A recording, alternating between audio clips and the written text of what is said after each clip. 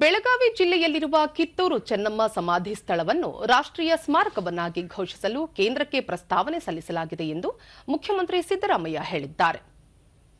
ಕಿತ್ತೂರಿನ ಕೋಟೆ ಆವರಣದಲ್ಲಿ ನಿನ್ನೆ ನಡೆದ ಕಿತ್ತೂರು ವಿಜಯೋತ್ಸವ ಸಮಾರೋಪ ಸಮಾರಂಭದಲ್ಲಿ ಅವರು ಪಾಲ್ಗೊಂಡಿದ್ದರು.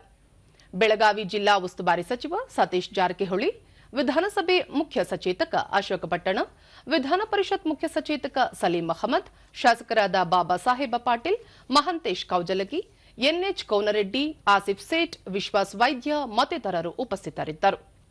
ಇದೇ ವೇಳೆ ಕಿತ್ತೂರಿನ ಇತಿಹಾಸ ಕುರಿತಾದ ಕೃತಿಯೊಂದನ್ನು ಬಿಡುಗಡೆ ಮಾಡಿ ರಾಣಿ ಚೆನ್ನಮ್ಮನ ವಂಶಸ್ಥರನ್ನು ಸನ್ಮಾನಿಸಲಾಯಿತು.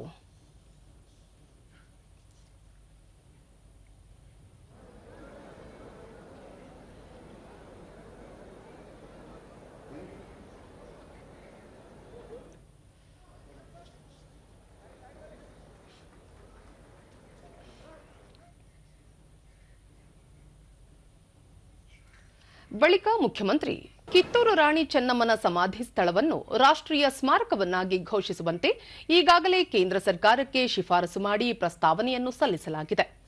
ಅಲ್ಲದೆ ಬೆಳಗಾವಿ ವಿಮಾನ ನಿಲ್ದಾಣಕ್ಕೆ ಕಿತ್ತೂರು ರಾಣಿ ಚೆನ್ನಮ್ಮನ ಹೆಸರು ಇಡುವಂತೆಯೂ ಕೇಂದ್ರ ಸರ್ಕಾರಕ್ಕೆ ರಾಜ್ಯ ಸರ್ಕಾರ ಪ್ರಸ್ತಾವನೆ ಸಲ್ಲಿಸಿದೆ ಎಂದು ಹೇಳಿದರು.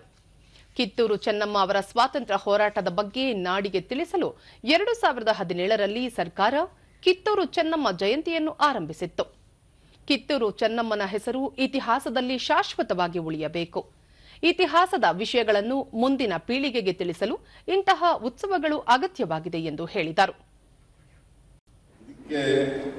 ಎಲ್ಲರೂ ಎಚ್ಚರಿಕೆಯಿಂದ ಇರಬೇಕು ಅಂತಕ್ಕಂಥ ಮಾತುಗಳನ್ನು ಈ ಸಂದರ್ಭದಲ್ಲಿ ಹೇಳಲಿಕ್ಕೆ ಬಯಸುತ್ತೇನೆ.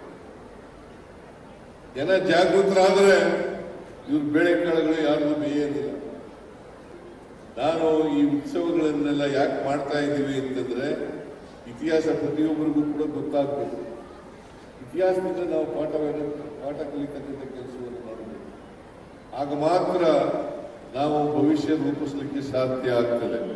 ರಾಣಿ ಚೆನ್ನಮ್ಮನವರ ಐಕ್ಯ ಸ್ಥಳ, ಆ ಸ್ಥಳನ ರಾಷ್ಟ್ರೀಯ ಸ್ಮಾರಕವನ್ನಾಗಿ ಘೋಷಣೆ ಮಾಡುವಂತೆ ಕೇಂದ್ರ ಸರ್ಕಾರಕ್ಕೆ ಪ್ರಸ್ತಾವನೆಯನ್ನು ಕಳಿಸಿದ್ದೇವೆ.